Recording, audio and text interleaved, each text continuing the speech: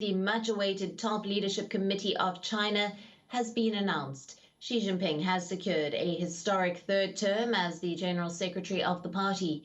This makes his position as the nation's most powerful leader since Mao Zedong. Li Keqiang has been named as the new premier of the Chinese Communist Party. Many analysts had predicted him to take the position.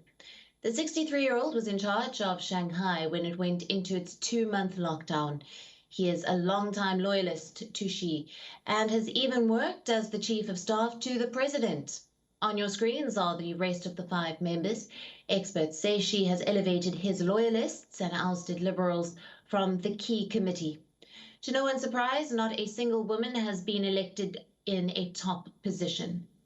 After announcing his new team, now Xi has addressed the media and laid out a roadmap for the future. The onus has been put on the young and hard-working. Xi thanked the party for their trust and for achieving a quote-unquote moderately prosperous society.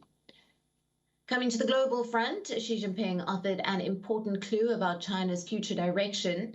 There has been growing fear that the country is closing off from the world economy. But Xi Jinping said, and I quote, "China cannot develop without the world, and the world also needs China." The developments of the final day of Congress took a back seat.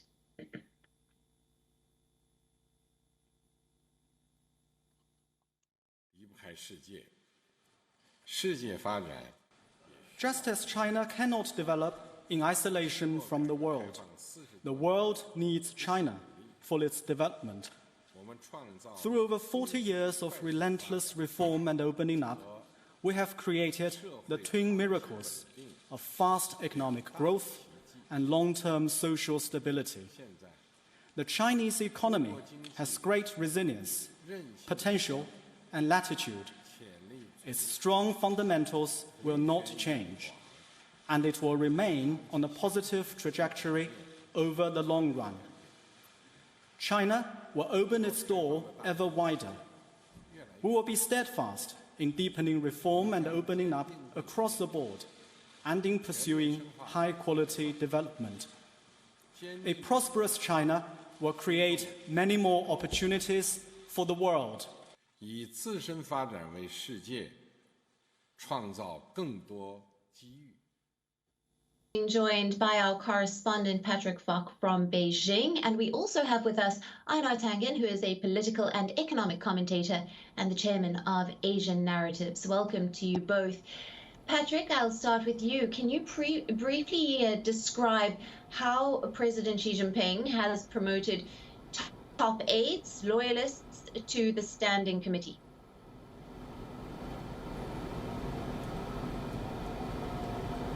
Well, that had been the big discussion leading up to the unveiling, and perhaps a lot of people have been speculating that that was part of the signal from Hu Jintao's unexpected exit from the Great Hall of the People yesterday. The surprise omission perhaps today was Hu Chenhua, who was once upon a time seen as a possible successor to Xi Jinping. He's seen as being more closely aligned to Hu Jintao, and the 3 names in particular that are notable in this new lineup, of course, Li Qiang, you talked about him. He looks set to step into Li Keqiang's previous role as premier, as well as Chai Chi and Li Xi.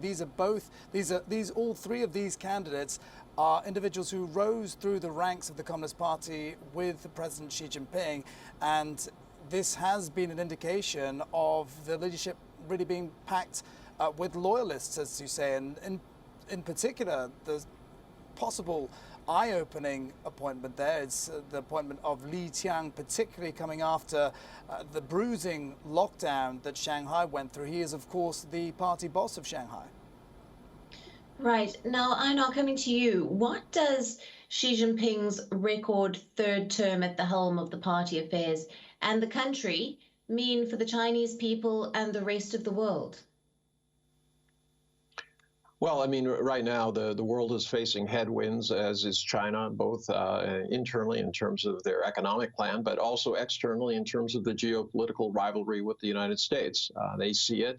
Their narrative is very clear that it's the U.S. that's sailing gunboats up and down the Taiwan Straits, that's trying to cut off chips, trying to contain them. U.S. has a different narrative. They say that somehow China's success is an existential threat to everything that they hold dear in terms of ideology, American exceptionalism, etc.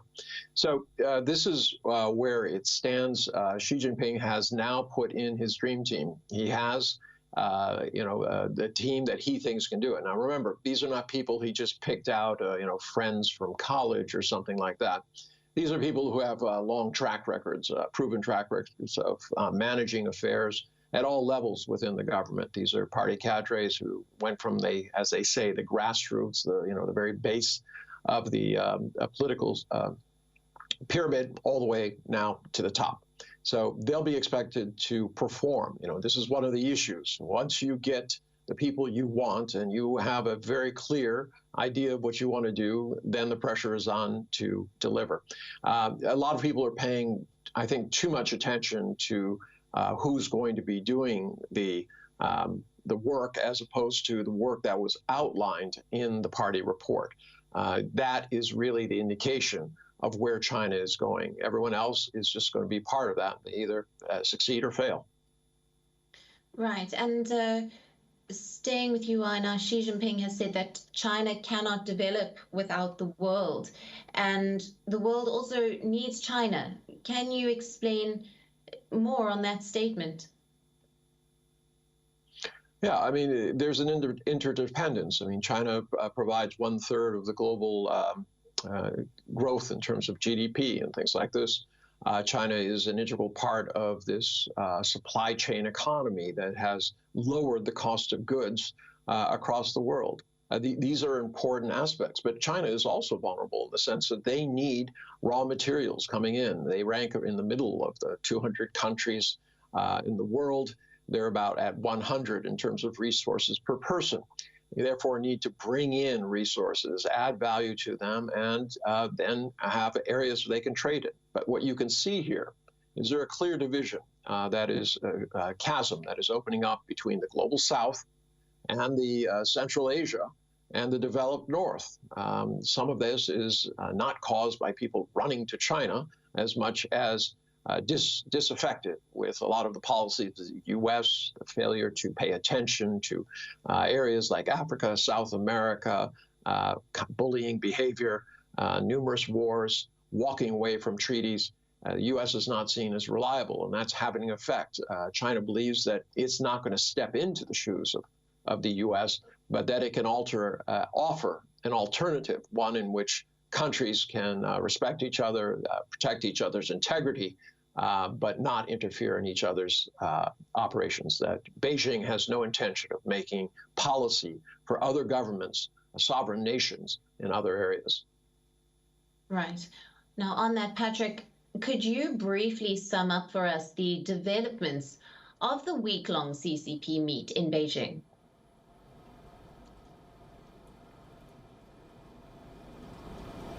Well, it's been an absolutely critical week that a lot of people will say will shape the future direction of this country.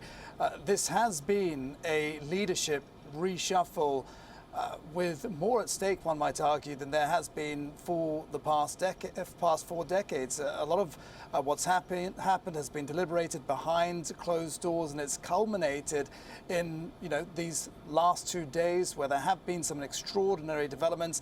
It's difficult to say exactly what happened yesterday at the closing ceremony when Hu Jintao was escorted away from the Great Hall of the People, but there is a lot of speculation around that. State media has also suggested that it may have been health-related, but given how carefully choreographed events like these are, it's difficult to imagine that this could have happened by accident, and it was possibly a message of sorts, a power play by President Xi Jinping, a lot of people would say. And of course today we had the unveiling of the Politburo Standing Committee, which, given the events of yesterday, perhaps didn't come as any surprise, and perhaps doesn't come as much of a surprise as many people, many analysts had said it would be packed with loyalists. Right, Patrick, thank you very much for joining us. And Einar, back to you. What could we expect on the crucial issues like Taiwan and, of course, the zero COVID policy in the days to come? I just want to add one thing to what Patrick said, which is I've been here a long time. That was not choreographed. You simply have a man who's 79 years old who's having a health issue, and he was moved off. He was brought onto the podium to show that the party is uniting behind Xi, not for some weird, odd, drama that made no sense to anybody if it was in fact put up there. These were not this kind of signals of any sense, and this kind of tabloid speculation is beneath real journalists. In terms of Taiwan, it's more of the same. They've underlined the policy that's been in the Constitution since day one, which is that Taiwan is part of China. They never renounced it. They never recognized it as a separate country. They had a civil war. Taiwan was backed by the United States, and the mainland held off on trying to go after it. But there has never been this sense that it's been given up. They've made it very clear to the U.S. that they do not want foreign involvement. The U.S. is involved in sending more arms, negotiations that were held between China and the U.S. and signed by them in the 3 communiques. It was a piece of U.S. legislation that was passed in a kind of sideways glance at this thing, but it's not part of the agreement. In terms of zero COVID, China does have an issue here because the zero COVID has worked. But for some reason, last fall, they took their foot off the gas in terms of getting people to take booster shots. After about 6 to 8 months, the shots that you get, whether it's from the U.S., from Europe, or from China, their effectiveness goes down. So you have to keep on people to maintain that level of ability to resist.